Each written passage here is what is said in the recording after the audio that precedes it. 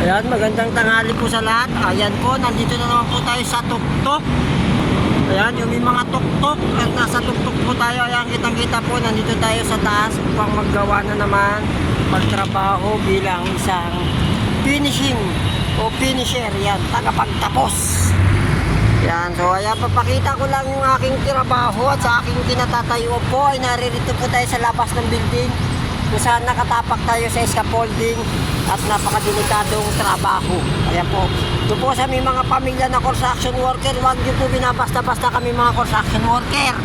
Kasi napakahirap po ng aming pinagdadaanan dito sa aming mga trabaho. So ayan po, alagaan nyo po mabuti ang inyong mga asawa, mahalin at pagsilbihan kapag nasa bahay.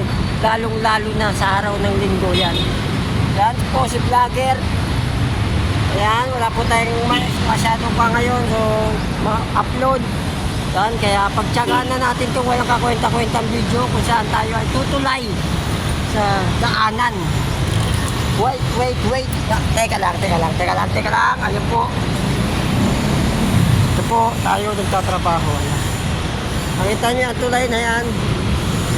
Yan, dadaanan natin yan pag ganun at titirahin natin itong pader na to kung saan ipipinis po natin siya ito para maganda tignan, tapos papatungan na natin ng itim. So yung sa kabila po kaganina sa third floor, tapos ko na po. So nandito na tayo sa pinaka-rooftop sa taas.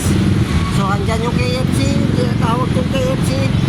Diyan lang yung banda yung KFC, yung usok niya, pang-fried chicken, saka lahat ng luto nila naamoy, kaya nakakagutom. So yun muna po. Mabuhay po tayong lahat hanggang gusto natin. Shoutout Maria Cabrera, Sheila Joy Cabrera, RC Cabrera, Jinjin Santiga Cabrera, at sa lahat po ng Cabrera, ganun din na po sa lahat ng followers ko, mga masugid kong tagahanga. Maraming salamat po. Mabuhay po tayo hanggang gusto natin.